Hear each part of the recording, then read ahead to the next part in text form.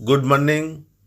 যারা এবছর assembly election 2026-এর জন্য নতুন প্রিসাইডিং অফিসার হয়েছেন, ফার্স্ট পোলিং অফিসার হয়েছেন কিংবা পোলিং অফিসার হয়েছেন, তাদেরকে ট্রেনিংয়ের জন্য আজকে বিশেষ একটি পেপার ওয়ার্ক নিয়ে আলোচনা করব।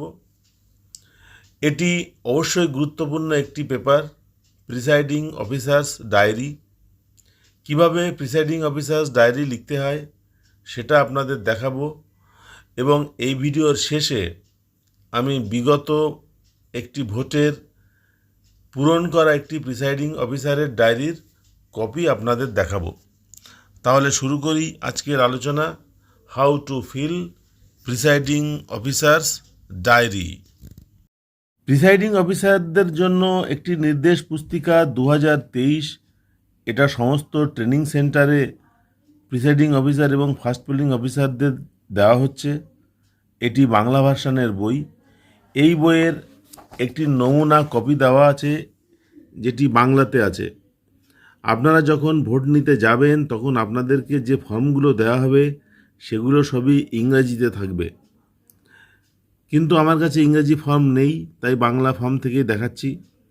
প্রিসাইডিং অফিসারের ডায়েরি কিভাবে ফিল আপ করবেন, একদম প্রথমে 1 নম্বর কলামে রয়েছে নির্বাচন কেন্দ্রের নাম বড় হাতের অক্ষরে।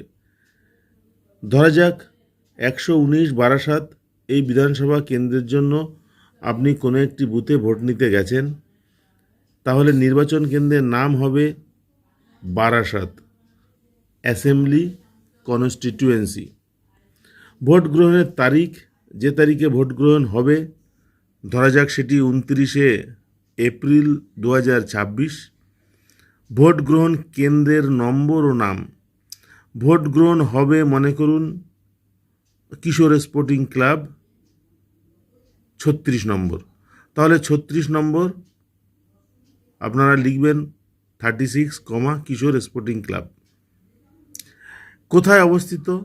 সরকারি অথবা আধা সরকারি ভবন, বেসরকারি ভবন, অস্থায়ী কাঠামো, যেটি হবে সেটিতে টিক দিতে হবে। স্থানীয়ভাবে পোলিং অফিসার নিযুক্ত হলে তার সংখ্যা। সাধারণত নির্বাচন কমিশন যেভাবে কর্মচারীদের ট্রেনিং দেন তাতে কোনো প্রিসাইডিং অফিসার স্থায়ীভাবে কোনো পোলিং অফিসার নিযুক্ত করেন না, সুতরাং এখানে তার সংখ্যা আপনারা 0 লিখবেন। যথাযথভাবে নিযুক্ত পোলিং অফিসারের অনুপস্থিতির জন্য পোলিং অফিসার নিয়োগ করা হয়েছে কি না হলে সেই নিয়োগের কারণ। এটার দরকার হবে না, কারণ আপনার কোনো পোলিং অফিসার যদি না থাকে, মাল ম্যাটেরিয়াল নেওয়ার সময় অতিরিক্ত বা রিজার্ভ পোলিং অফিসারদের থেকে একজনকে ট্যাগ করে দেওয়া হয়। বৈদ্যুতিন ভোট যন্ত্র, আপনাকে যে সিইউ দেওয়া হয় কন্ট্রোল ইউনিট, সেই কন্ট্রোল ইউনিট কটি দেওয়া হয়েছে? সাধারণত একটি হবে, 01। ব্যবহৃত নিয়ন্ত্রণ ইউনিটের ক্রমিক নম্বরগুলি। ব্যবহৃত ভোটপত্র ইউনিটের সংখ্যা। ভোটপত্র মানে ব্যালট ইউনিট, সংখ্যা 1টি। অনেক বেশি ক্যান্ডিডেট হলে 2টি দেওয়া হয়, এখানে সবাইকে 1টি করেই দেওয়া হবে, একটি 01 লিখবেন। ব্যবহৃত ভোটপত্র ইউনিটের ক্রমিক নম্বর। ভোটপত্র ইউনিট বা ব্যালট ইউনিটের যে আইডেন্টিফিকেশন নম্বর আছে সেটি লিখতে হবে। ব্যবহৃত কাগজের সিলের সংখ্যা, পেপার সিল। ব্যবহৃত কাগজের সিলের ক্রমিক নম্বরগুলি। প্রত্যেকটি কাগজের seal, paper seal, special tag, strip seal ইত্যাদি যেগুলো আপনাদেরকে দেয়া হবে, প্রত্যেকটির উপরে ক্রমিক নম্বর লেখা থাকবে। আপনারা আলাদা একটি কাগজে এই সমস্তগুলো পরপর সাজিয়ে লিখে রাখবেন। কি কি লিখে রাখবেন, কিভাবে লিখতে হবে সেটি আমি অন্য একটি ভিডিওতে বলে দেব। সরবরাহকৃত স্পেশাল ট্যাগের সংখ্যা, কতগুলো স্পেশাল ট্যাগ দেওয়া হয়েছে, কতগুলো স্পেশাল ট্যাগ ব্যবহার করা হয়েছে, কতগুলো স্পেশাল ট্যাগ ফেরত দেওয়া হয়েছে অব্যবহৃত অবস্থায়, সবগুলো এখানে লিখতে হবে। যেসব ভোট কেন্দ্রে ভিভিপ্যাট ব্যবহার করা হয়েছে সেখানে প্রযোজ্য। ব্যবহৃত প্রিন্টারের সংখ্যা। প্রিন্টার বলতে এখানে ভিভিপ্যাট কথাটা বোঝানো হচ্ছে, তাহলে একটি হবে। ব্যবহৃত প্রিন্টারের ক্রমিক সংখ্যা, ওর যে আইডেন্টিফিকেশন নম্বর সেটি লিখতে হবে। ভোট গ্রহণ কেন্দ্রের জন্য যে সকল প্রার্থী পোলিং এজেন্ট নিযুক্ত করেছেন তাদের সংখ্যা। আপনারা এটা লিখবেন 4 জন বা 5 জন এরকম প্রার্থী পোলিং এজেন্ট নিযুক্ত করলে 05, 06 এরকম লিখবেন। কোনো একটি দল থেকে 3 জন উপস্থিত থাকলে সেটাকে একজনই লিখবেন, কারণ আপনাকে যে সমস্ত পোলিং এজেন্টগুলো আপনার বুথে আসবে তার একটা হিসাব রাখতে হবে, কিন্তু কোনো একটি নির্দিষ্ট সময়ে একজনের বেশি পোলিং এজেন্ট কোনো একটি নির্দিষ্ট পার্টির পক্ষ থেকে উপস্থিত থাকতে পারবেন, তার বেশি পারবেন না। সুতরাং যতগুলো ক্যান্ডিডেট তার এজেন্ট নিযুক্ত করেছেন সেই সংখ্যাটা এখানে লিখবেন। প্রত্যেক পার্টির জন্য একজন করেই হিসাবে গুনবেন। 9 নম্বর, ভোট গ্রহণ পর্ব শুরুর সময় উপস্থিত পোলিং এজেন্টের সংখ্যা। যখন আপনি মক পোল শুরু করেছিলেন তখন কজন উপস্থিত ছিলেন সেটা নোট করবেন। যখন ভোট শুরু হয়েছে, ভোটিং পদ্ধতি সাধারণত ওই একই সংখ্যকই থাকেন, সুতরাং ওইটাই লিখবেন। দেরিতে আসা পোলিং এজেন্টের সংখ্যা, কেউ যদি দেরিতে আসেন তখন সেটা লিখবেন। ভোট গ্রহণ পর্ব শেষ হওয়ার সময় উপস্থিত পোলিং এজেন্টের সংখ্যা, এগুলো কেউ কখনো মেলায় না। সুতরাং আপনারা প্রথমে যে কজন উপস্থিত ছিলেন, মাঝখানে কজন এসেছেন, সব যদি পুঙ্খানুপুঙ্খ বিবরণ দিতে না পারেন তাহলে প্রথমে যে কজন উপস্থিত ছিলেন সেই সংখ্যাটাকেই সবসময় তারা ছিলেন বলে দেখাবেন, কোনো অসুবিধা নেই। ভোট গ্রহণ কেন্দ্রের জন্য নির্ধারিত নির্বাচকের মোট সংখ্যা, সেটা ব্যালট পেপারেই পাওয়া যাবে, নোটা বাদ দিয়ে ওগুলো লিখবেন। নির্বাচক তালিকার চিহ্নিত প্রতিলিপি অনুযায়ী যে সমস্ত নির্বাচককে ভোট দিতে দেওয়া হয়েছে তার সংখ্যা, অর্থাৎ আপনার 17A রেজিস্টার অফ ভোটার্স, সেখানে কতজন ভোট দিয়েছেন সেই সংখ্যাটা লিখবেন। ভোট গ্রহণ যন্ত্রে গৃহীত ভোটের সংখ্যা ওই একই হবে, যদি কখনো একটু কম বেশি হয় আপনারা অ্যাডজাস্ট করে দুটিকে একই সংখ্যাতে আনবেন। ভোট দানে অস্বীকৃত ভোটারের সংখ্যা যদি থাকে, যদি কেউ সমস্ত সই টই করার পরে ভোট না দেয় তাহলে সেই নাম্বারটা লিখবেন।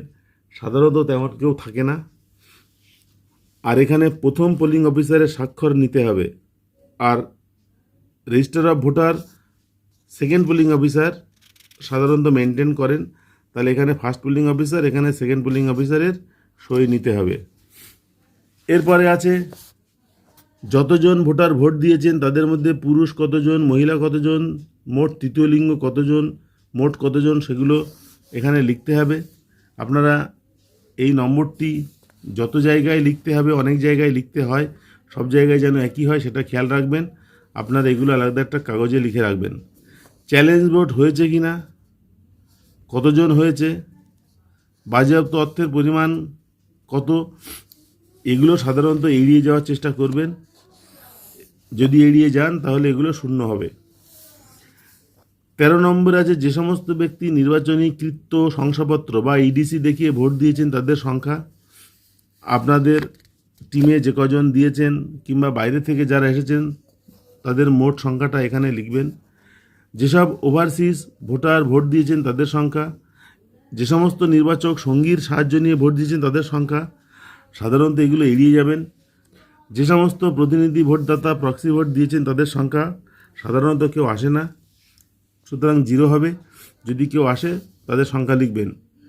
টেন্ডার ভোটের সংখ্যা, কতগুলো টেন্ডার ভোট পড়েছে, কতজন ক্যান্ডিডেট ভোট দিতে এসে দেখেছে তার ভোট পড়ে গিয়েছে এবং তার পরিবর্তে তারা টেন্ডার ব্যালটে ভোট দিয়েছে। এবার যে পরিমাণ সিকিউরিটি আছে তাতে টেন্ডার ভোটের দরকার হবে বলে মনে হয় না।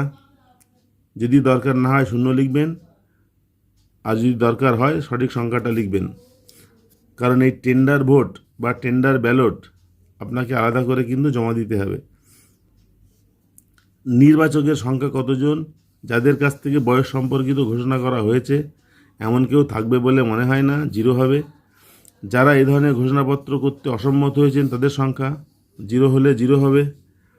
ভোট গ্রহণ স্থগিত করার প্রয়োজন হয়েছিল কি না, যদি করা হয় তাহলে কেন হয়েছিল, কী কারণে হয়েছিল সেগুলো লিখতে হবে। এড়িয়ে যাওয়ার চেষ্টা করবেন। ভোট গ্রহণ স্থগিত করার সাধারণত প্রয়োজন হয় না, খুব বেশি গণ্ডগোল হলে হতে পারে। 19 নম্বর আছে প্রতি 2 ঘন্টায় প্রদত্ত ভোটের সংখ্যা 7টা থেকে 9টা, 9টা থেকে 11টা, 11টা থেকে 1টা, 1টা থেকে 3টে, 3টে থেকে 5টা।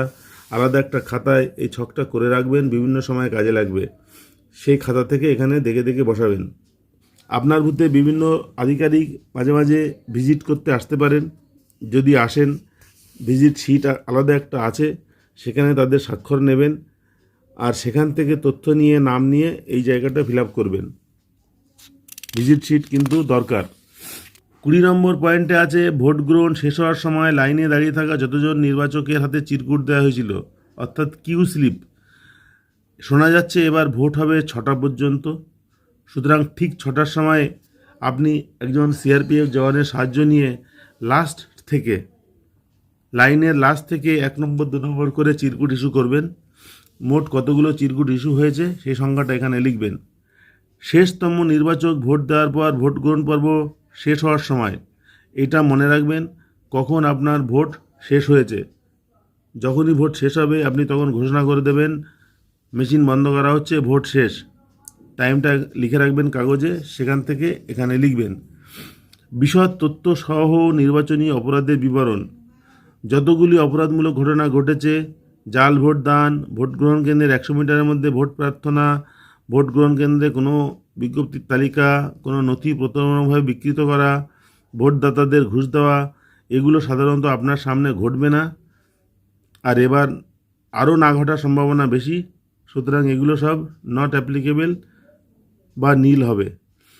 দাঙ্গা, হিংসাত্মক ঘটনা, প্রাকৃতিক দুর্যোগ, বুথ দখল, ভোটযন্ত্র বিকল ইত্যাদি ভোট গ্রহণ বাধাপ্রাপ্ত হয়ে থাকলে এখানে লিখবেন।